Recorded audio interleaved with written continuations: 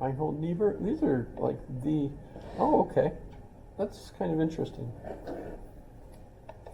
There's some interesting ones. None of these are alive, by the way, as you can see. But we'll be looking at the British, at the American pragmatist. Charles Sanders Peirce is the one that's considered to have invented pragmatism as a philosophy, although he picks up the word from Kant. Kant has a book called A Pragmatic Anthropology. So the word pragmatism is out there already, but creating a particular kind of philosophy based on the analysis of language is what Charles Sanders Peirce will give us. Very similar to what the British are doing at the same time, as they're looking more and more at language. As if you think that Hegel has explained, okay, our answer to Kant is that we have society. And what's the main element of society that structures the way we perceive the world is our language. And so the interest then is, how does language do that? How does language structure our world? And in fact, does the nature of language enable us to understand a way to get into that Kantian thing in itself, that's a little bit closer to the bone, so to speak, or to reality, right?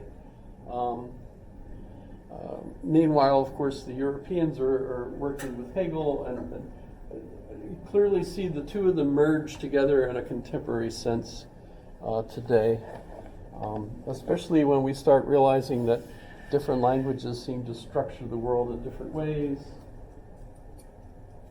You can't just use the one language or even create a language like symbolic logic in order to understand the nature of reality, right? Because it's not necessarily the way other languages structure their experience.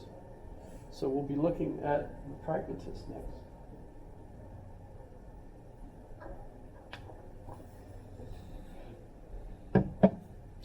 But he looks kind of... Is this depressing? A lot of people like existentialism and think that it's liberating. Do you like existentialism? I see it as a stage on life's way that's kind of ridiculous. That's just me. I have a colleague who used to teach existentialism as the course here. We don't have him, so we don't have the course anymore, because we don't have anyone that's ready to replace him doing that. But in any case, that's his argument, that existentialism is liberating and very uplifting because it gives you the power, right?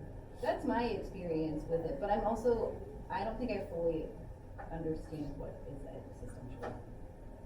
I don't really grasp it yet. Well, yeah, in a way, it's such an open possibility. Every one of those existentialists that are listed there disagrees with one another. And in fact, Jean-Paul Sartre, in his book Existentialism is a Humanism, which harkens back to Feuerbach, is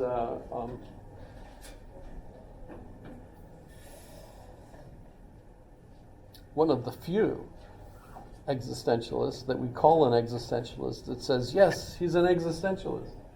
All the other ones refuse to be pinholed into existentialism because that decreases their freedom.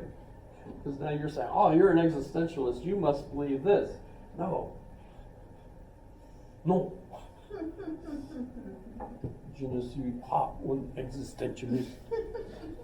Je suis français, which is, sorry, I'm French. You've got to have a cigarette when you say that. All right.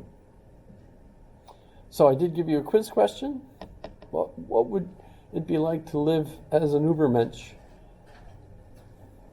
Keeping in mind that you've been officially oh, I guess I shouldn't use a Christian symbol to represent you're baptized into Ubermentionism. But theoretically, you're there, you know. Hitler required his Schutzstaffel, the SS, to carry a copy of Thus Spake Zarathustra in their pocket in place of a New Testament. I got a copy of the New Testament when I was in the Army from a chaplain with a camouflage cover. You lose it all the time. No, I've still got it. You do. Never lost it. You still have a lot of stuff that you maybe shouldn't still have in a few years. When you walk in my house, you have to step over the dog, around the boots, over this way. Yeah. Yes, we've accumulated a lot of things. I do a hoard and purge. Oh, you do? Yeah, I'm a hoard and purger. You do Like that the of your best of own, both worlds. or you do that for other folks? Oh no, I do. That's my method of materialism. I cannot do that because I have a wife who's Feels really a good. far greater hoarder than I am. You feel like lighter. So we're like, we really ought to have these hallways clear in case we need to use the walker.